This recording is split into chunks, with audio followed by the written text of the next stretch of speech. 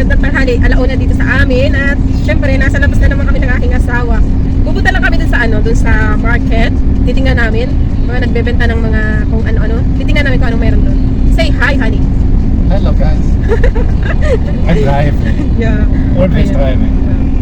Nagpo-focus kasi siya sa daan kasi yung daan nga dito ay paliko-liko. At saka sobrang init ngayon dito. Next week parang malamig na, medyo lumalamig na. Next month medyo malamig na dito sa amin, medyo hindi ganun sobrang kainit. Sobrang mainit dito ngayon. Tingnan nyo yung weather namin today, sobrang maaraw. At tingnan nyo yung mga corn. Ayan. Puro corn yan guys. At ngayon ay mga ano na sila. Pag dito, mga nag-ano na sila, mga natutuyo na kasi nga mainit na. Siguro matigas na yung mga yan. Ayun. Sobrang daming corn dito. Corn. Corn. This side also. Other Yeah, side. oo, other side. Yeah, tingnan nyo yung kabila. Corn din yan, napakarami yan. Unahan namin corn, lahat yan. Ginagawa yata nilang oil din yung iba dyan. Tapos pinapakain daw sa baboy, sabi ng asawa ko. Dito na kami guys at titingnan namin. Pasaran, alas 2, pasaran na siya. 1:30 na dito. So, siguro yung iba wala na.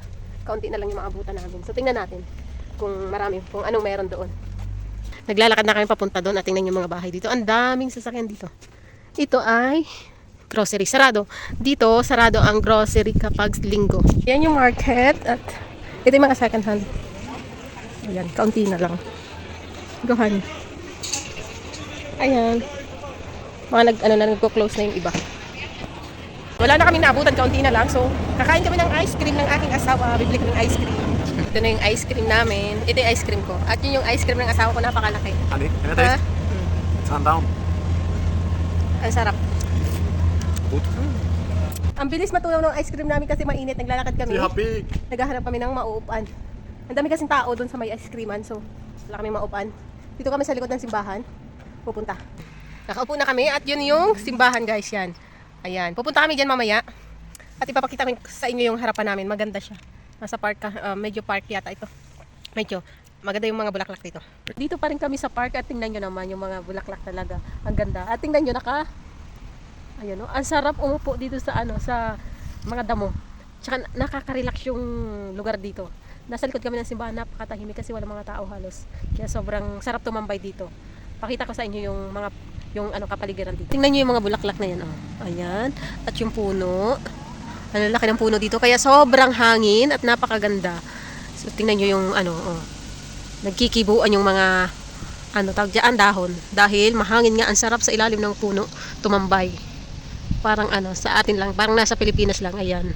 At ito naman yung honey, yan yung asawa ko, ayan yung sapatos ko, tinanggal ko, ang sarap magyapak ayan yung simbahan, yan, ayan, nasa likod lang kami ng simbahan, park ito, sa park, maliit lang na park, ayan, at doon, uwi na kami sa bahay, magluluto na lang kami ng namin, hapunan, kasi hindi kami kumain ng tanghalian, so, ang plano namin sa hapunan kami kakain, kaya ayan, medyo nagda-diet kasi kami ng counting. Ayan, nagluluto ng aking asawa at yan ay ang gagawin niya, it's netsang. Pupuk-puk-pukin muna, what? Chicken. Chicken, yeah. Manok yan guys. Yan, pinapanipis-nipis lang niya yan. Tapos, ang ilalagay niya dyan ay breadcrumbs, egg, at saka harina. Yun lang. Lalagyan din niya yan ng asin. Ayan na. Sa harina muna. Tapos, ayan na, sa itlog. Masa-masahin nyo lang. Tapos, breadcrumbs, yung pinaka-last. Ayan na.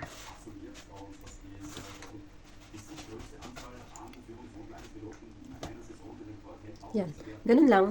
Gagawa ko ng salad. Tingnan nyo yung ilalaw ko.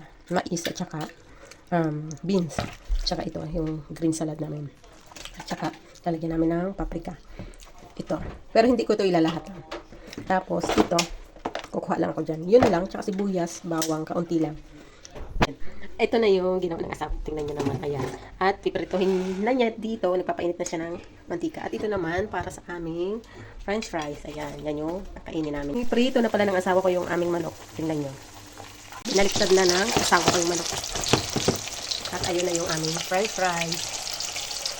Ito na yung prinito ng asawa ko. Tingnan nyo. At saka ito. French fries. At ang ating salad. Ito yung hapunan namin. Let's eat, my chats. Kain na kami. Eat, honey. I eat already.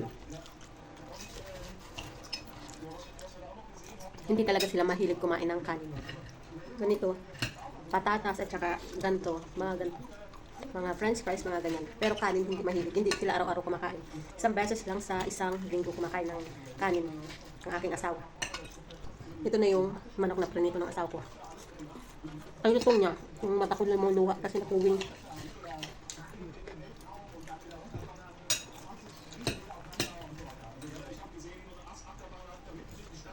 Yan.